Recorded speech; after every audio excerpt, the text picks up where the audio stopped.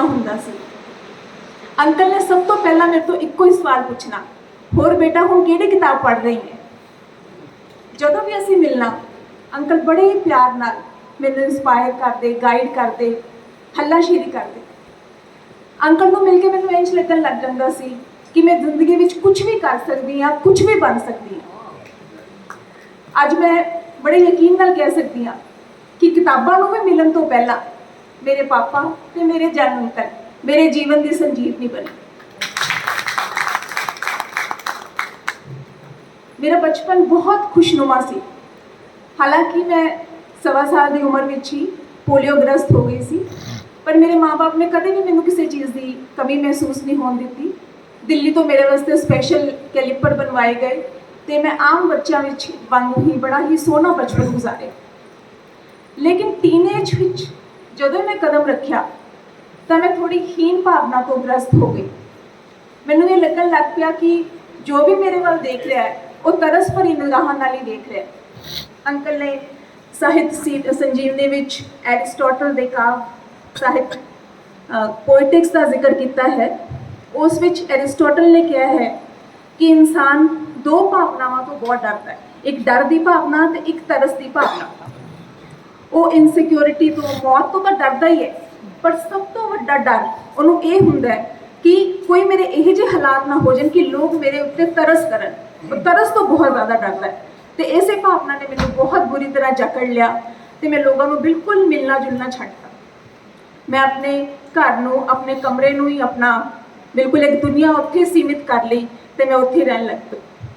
जदों मैं 10वीं के पेपर दिते तो उस तो बाद 2 महीने दी छुट्टियां पईयां ते इन्हां 2 महीने दी छुट्टियां ने मेरी जिंदगी बदल दी, क्योंकि ये वो टाइम सी जदों मेरी सांझ किताबां नाल पै गई। जिस कमरे विच मैं ज़्यादा टाइम गुजारती सी उस दे विच एक बुक शेल्फ सी ते इस बुक शेल्फ मेरे पापा की सारी कलैक्शन सी जिहड़ी कि क्लासिक्स। जे मैनूं याद है अंकल की बुक मैं पढ़ी तो उस लिखिया सी कि इन्हां दे ब्रदर ने इन्हां नूं कहा कि तू अच्छी किताबां पढ़ने अपना टाइम लगा, बहुत बेकार किताबां ना पढ़िया कर। तो सारी अच्छी किताबां इन्नियां अच्छी क्लासिक्स की कलैक्शन सी, चाहे वो मिल ऑन द फ्लॉस हो, चाहे एनिमल फार्म हो। एक बुक सी बड़ी अच्छी टेल्स फ्रॉम शेक्सपीयर, उस शेक्सपीयर के प्लेज नूं कहानियां वांगू पेश किया होया सी। चाहे मिल ऑन द फ्लॉस हो, वदरिंग हाइट्स हो, हर तरह की बुक उत्थे सी। हाँ जी, एक एक करके जदों मैं वो किताबां पढ़न लगी तो मैनूं इंज महसूस होया कि जिवें कोई गरम जी कोसी कोसी धुप ने मैनूं घेर लिया है। जिहड़ी मेरे अंदर एक हीन भावना सी, इनसिक्योरिटी की बर्फ वांगी सिल्ली सी, वो पिघलन लग गई तो उसकी थां कॉन्फिडेंस की सुखावी गरमाहट ने ले ली। इन्हां किताबां ने सच्चे दोस्तां वांग मेरे दुख के सिर हेठ सराहना रख दिता तो मैनूं लगन लग पिया कि मैं अपनी तकदीर की खुद मालिक हाँ ते मैं अपनी आत्मा की खुद कप्तान। मेरे दिमाग विच नवीं सोच के नवे न्यूरोपाथ पैदा हो गए। साहित्य संजीवनी में जंग अंकल ने रामायण का जिक्र किया है तो करदे हुए कहा कि जे रामायण वर्गा महाकाव्य भारत वासियों को ना हुंदा तो वो जे ना हुंदे जिहो जे अज हैं। तुहाडे नाल एक रामायण का एक वृतांत शेयर करना चाहनी हाँ। हनुमान जी बचपन तो ही बहुत अलौकिक शक्तियां सी, उन्हां विच दैवी शक्तियां सी, अद्भुत शक्तियां सी, पर वो बहुत शरारती भी सन। खासकर उन्होंने ऋषि मुनियां नूं तंग करन च बहुत मज़ा आंदा सी। ते एक ऋषि महात्मा सी, उन्होंने सोचा कि मैं अपनी तपस्या किवें करां। तो हिमालय पर्वत की सब तो उच्ची चोटी ते जाके चले गए एक वड्डे जे पत्थर के उत्ते बैठ के अपनी तपस्या करन लग पे। लेकिन फिर भी वो हनुमान जी की नज़रों तो बच नहीं पाए। हनुमान जी उड़ के उत्थे पहुंचे तो उन्होंने अपनी शक्ति नाल जिस पत्थर पर वो बैठे सी उसनूं चकनाचूर कर दिता। तो जो ऋषि महात्मा से डिग पे तो उन्होंने तपस्या भंग हो गई। उन्होंने बहुत गुस्सा चढ़िया। उन्होंने हनुमान जी को श्राप दिता कि ਜਿਹੜੀਆਂ तेरिया अद्भुत शक्तियां हैं जिन्हां नाल तू सानूं तंग कर रहा है, तू ये सारिया अलौकिक ते अनोखी शक्तियां नूं भुल जाएगा। तेरे अंदर शक्तियां रहनगियां लेकिन तेनों पता नहीं होएगा कि तेरे अंदर वो शक्तियां हैं। ਤੇ ਹਨੂਮਾਨ ਜੀ ਉਸ ਤੋਂ ਬਾਅਦ ਆਪਣੀ ਸਾਰੀ ਸ਼ਕਤੀਆਂ ਬਾਰੇ ਭੁੱਲ ਗਏ ਤੇ ਇੱਕ ਆਮ ਜੀਵ ਵਾਂਗੂ ਜੀਵਨ ਬਤੀਤ ਕਰਨ ਲੱਗ ਪਏ। ਜਦੋਂ ਪ੍ਰਭੂ ਰਾਮ ਜੀ ਨੇ ਸੀਤਾ ਮਾਤਾ ਦੇ ਅਪਹਰਨ ਤੋਂ ਬਾਅਦ ਹਨੂਮਾਨ ਜੀ ਨੂੰ ਇਹ ਟੀਚਾ ਦਿੱਤਾ ਕਿ ਤੂੰ ਸਮੁੰਦਰ ਪਾਰ ਕਰਕੇ ਜਾਣਾ ਹੈ, ਲੰਕਾ ਵਿੱਚ ਜਾਣਾ ਹੈ, ਸੀਤਾ ਮਾਤਾ ਨੂੰ ਤਸੱਲੀ ਦੇਣੀ ਹੈ, ਮੇਰਾ ਸੰਦੇਸ਼ ਦੇਣਾ ਹੈ, ਮੇਰੀ ਮੁੱਠੀ ਦੇਣੀ ਹੈ, ਤਾਂ ਹਨੂਮਾਨ ਜੀ ਤਾਂ ਹੱਕੇ ਪੱਕੇ ਰਹਿ ਗਏ। ਉਹ ਕਹਿੰਦੇ ਪ੍ਰਭੂ ਮੈਂ ਇਹ ਕੰਮ ਕਿਵੇਂ ਕਰਾਂਗਾ, ਐਡਾ ਵੱਡਾ ਸਮੁੰਦਰ ਮੈਂ ਕਿਵੇਂ ਪਾਰ ਕਰਾਂਗਾ, ਲੰਕਾ ਵਿੱਚ ਮੈਂ ਕਿਵੇਂ ਘੁਸਾਂਗਾ, ਇਹ ਮੇਰੇ ਤੋਂ ਨਹੀਂ ਹੋ ਪਾਏਗਾ, ਮੈਨੂੰ ਮਾਫ ਕਰ ਦਿਓ। ਸਾਰੇ ਲੋਕਾਂ ਨੇ ਉਹਨਾਂ ਨੂੰ ਬਹੁਤ ਜ਼ਿਆਦਾ ਸਮਝਾਉਣ ਦੀ ਕੋਸ਼ਿਸ਼ ਕੀਤੀ ਲੇਕਿਨ ਉਹ ਨਹੀਂ ਮੰਨੇ ਕਿਉਂਕਿ ਉਹਨਾਂ ਨੂੰ ਲੱਗ ਰਿਹਾ ਸੀ ਇਹ ਕੰਮ ਤਾਂ ਬਿਲਕੁਲ ਅਸੰਭਵ ਹੈ।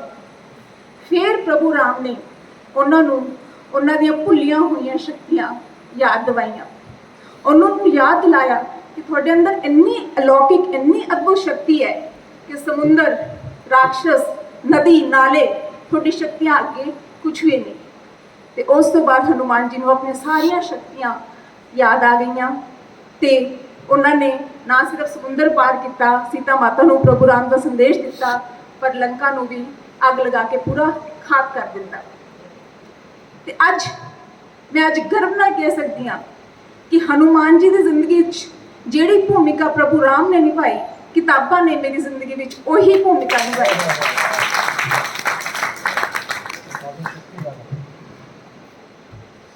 ਮੈਨੂੰ ਮੇਰੇ ਪੋਟੈਂਸ਼ੀਅਲ ਦਾ, ਮੇਰੀ ਸ਼ਕਤੀ ਦਾ, ਮੇਰੀ ਕਾਬਲੀਅਤ ਦਾ ਅਹਿਸਾਸ ਦਿਵਾਇਆ।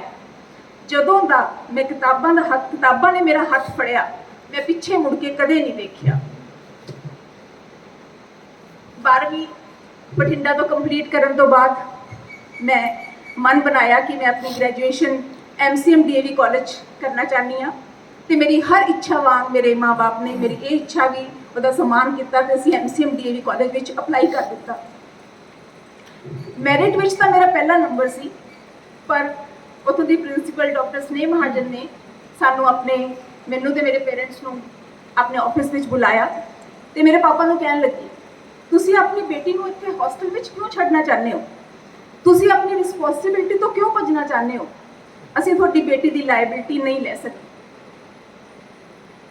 ਜੇ ਮੈਂ ਪਹਿਲਾਂ ਵਾਲੀ ਮਨੀਸ਼ਾ ਹੁੰਦੀ ਤਾਂ ਸ਼ਾਇਦ ਉਦਾਸ ਮਾਯੂਸ ਹੋ ਕੇ ਵਾਪਸ ਆ ਜਾਂਦੀ, ਲੇਕਿਨ ਕਿਤਾਬਾਂ ਨੇ ਮੈਨੂੰ ਕੌਨਫੀਡੈਂਸ ਦਿੱਤਾ ਸੀ, ਮੇਰੀ ਪਰਸਨੈਲਿਟੀ ਨੂੰ ਕੌਨਫੀਡੈਂਸ ਦਿੱਤਾ ਸੀ ਤੇ ਮੇਰੇ ਮੂੰਹ ਨੂੰ ਜ਼ੁਬਾਨ ਦਿੱਤੀ ਸੀ। ਤੇ ਮੈਂ ਪ੍ਰਿੰਸੀਪਲ ਮੈਡਮ ਨੂੰ ਕਿਹਾ, ma'am, my parents are not shirking their responsibility. In fact, they are making a supreme sacrifice for my bright future. They are entrusting you their daughter, whom they have loved, pampered and protected like a real princess. Dr. Sneha Mahajan was shocked at my outburst and looked at my father. My father just uttered a single line, ma'am, my daughter will not be a liability for your institution, but an asset.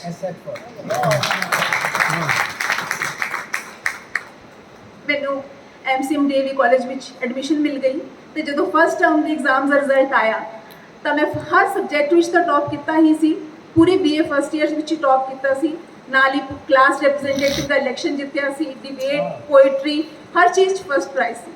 ਮੈਨੂੰ ਯਾਦ ਹੈ doctor ਸਨੇਹ ਮਹਾਜਨ ਤੇ ਹੋਰ guest dais ਤੇ ਬੈਠੇ ਸੀ, ਮੇਰੇ mummy papa Bathinda ਤੋਂ ਆ ਰਹੇ ਸੀ, ਥੋੜੇ ਜਿਹੇ ਲੇਟ ਹੋ ਗਏ।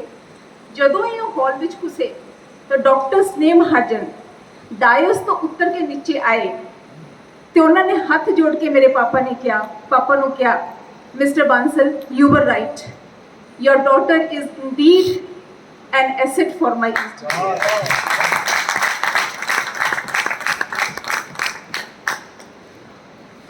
ਪੰਜਾਬ ਯੂਨੀਵਰਸਿਟੀ ਵਿੱਚ ਉਸ ਤੋਂ ਬਾਅਦ ਮੈਂ ਪੋਸਟ ਗ੍ਰੈਜੂਏਸ਼ਨ ਕੀਤੀ ਇੰਗਲਿਸ਼ ਲਿਟਰੇਚਰ ਵਿੱਚ ਤੇ ਮੈਂ ਪਹਿਲਾਂ KMB ਜਲੰਧਰ ਤੇ ਫਿਰ DAV ਕਾਲਜ ਵਿੱਚ ਪੜ੍ਹਾਇਆ। ਜਦੋਂ ਮੈਂ ਲਿਟਰੇਚਰ ਪੜ੍ਹਾਉਂਦੀ ਸੀ ਤਾਂ ਮੇਰੇ ਸਟੂਡੈਂਟ ਕਹਿੰਦੇ ਸੀ, ਮੈਡਮ ਤੁਸੀਂ ਜਦੋਂ ਲਿਟਰੇਚਰ ਪੜ੍ਹਦੇ ਹੋ, ਸੁਣਾਉਂਦੇ ਹੋ ਤਾਂ ਇਸ ਤਰ੍ਹਾਂ ਨਹੀਂ ਲੱਗਦਾ ਕਿ ਤੁਸੀਂ ਬੋਲ ਰਹੇ ਹੋ, ਇਸ ਤਰ੍ਹਾਂ ਲੱਗਦਾ ਕਿ ਜਾਂ ਤਾਂ ਉਹ ਲੇਖਕ ਬੋਲ ਰਿਹਾ ਤੇ ਜਾਂ ਉਹ ਕੈਰੈਕਟਰ ਬੋਲ ਰਿਹਾ।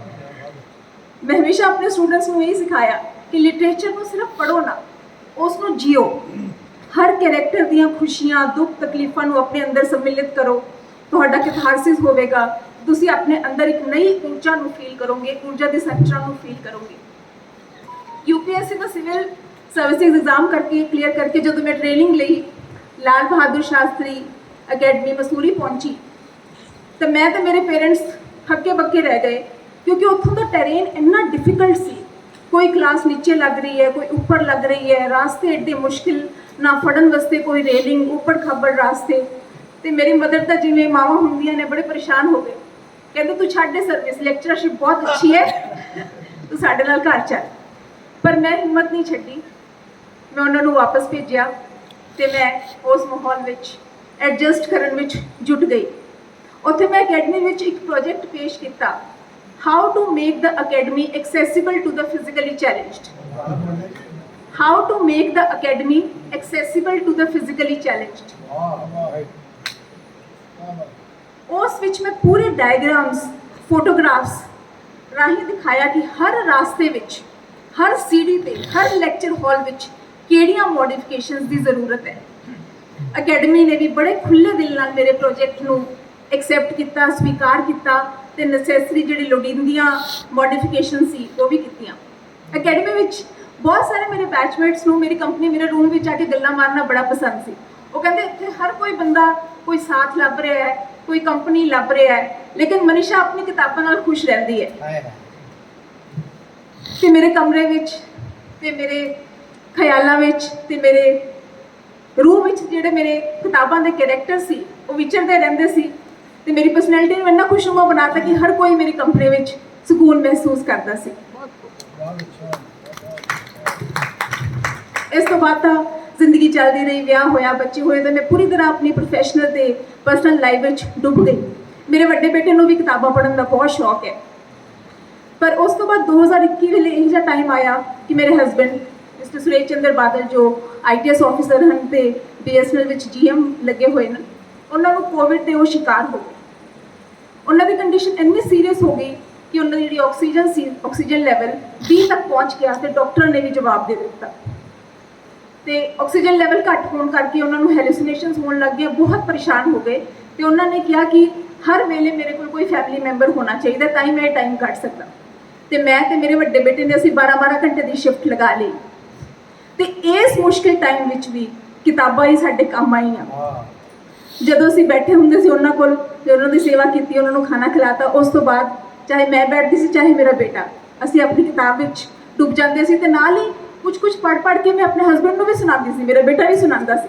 पता नहीं उस वेले उन्हां नूं कुछ समझ आंदा सी कि नहीं, पर जदों असीं उन्हां नूं किताबां पढ़ के सुणांदे सी तो उन्हां दे चेहरे ते एक शांति जी आ जांदी सी। महीने का टाइम सी, बहुत औखा टाइम सी, पर उसी किताबां दे सहारे कट्टिया ते असीं घर वापस आ गए। मैनूं याद है ICU च जिहड़े नर्सिस हुंदियां सी, डॉक्टर्स हुंदे सी, वो भी मैनूं कहंदे सी कि मैडम जदों असीं तुहानूं देखदे हां किताबां पढ़दे सुणांदे तो बड़ा अच्छा लगता है, लगता जिवें सब कुछ नॉर्मल है, लगता ही नहीं कि एड्डी वड्डी बीमारी ने सानूं घेरिया होया है। कहंदे तुसीं एक ICU विच भी तुसीं एक नॉर्मल एटमोसफेयर क्रिएट कर दिता किताबां नाल।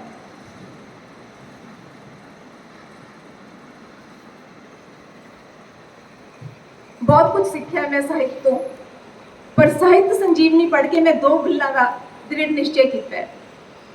पहले तो बिबलियोथैरेपी, टेक्सचुअल हीलिंग तो मैं बहुत देर तो अपना लीती हुई है, पर हुण मैं लेखन थैरेपी वाल अपने कदम बढ़ावांगी। कुछ ना कुछ जरूर लिखने की कोशिश करूँगी, कुछ ना कुछ जरूर लिखने की कोशिश करूँगी। दूसरा मैं निश्चय किया कि मेरे रीजन विच, पंजाब वेस्ट रीजन है मेरा, 2700 के करीब पोस्ट ऑफिस, एडमिनिस्ट्रेटिव ऑफिस ते मेल ऑफिस विच मैं लिटरेरी क्लिनिक्स की स्थापना करने की कोशिश करूँगी, ताकि जो मेरे 5000 इंप्लॉइज है बिबलियोथैरेपी का फायदा चुक सकन। मेरे हसबैंड अक्सर मैनूं मजाक कहते हैं, थोड़ा पोस्टल इंप्लॉय तो दूर तो ही नज़र आ जाता है, वो इन्ना दुखी, परेशान ते उदास लगता है।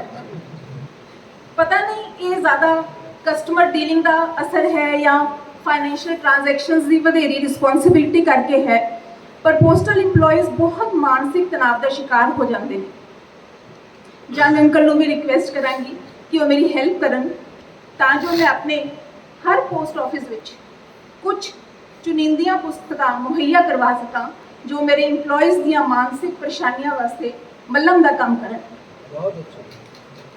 उन्हां दी शरीरिक थकावट घटाण, मानसिक बोझ हल्का होवे ते उन्हां दे अंदर एक पॉजिटिव सोच की संरचना होवे। मेरा सपना है कि पोस्टल इंप्लॉई भीड़ चो जरूर पहचानिया जाए, पर ਆਪਣੇ ਮੁਸਕਰਾਉਂਦੇ ਹੋਏ ਚਿਹਰੇ ਕਰਕੇ ਤੇ ਆਪਣੇ ਵਿਅਕਤੀਤਵ ਦੀ ਖੁਸ਼ਬੂ ਕਰਕੇ ਪਛਾਣਿਆ ਜਾਵੇ। ਅੰਤ ਵਿੱਚ ਆਰਗੇਨਾਈਜ਼ਰਸ ਦਾ ਬਹੁਤ ਬਹੁਤ ਧੰਨਵਾਦ ਕਰਦੀ ਹਾਂ ਕਿ ਉਹਨਾਂ ਨੇ ਮੈਨੂੰ ਇਸ ਸਭਾ ਦਾ ਹਿੱਸਾ ਬਣਨ ਦਾ ਮੌਕਾ ਦਿੱਤਾ।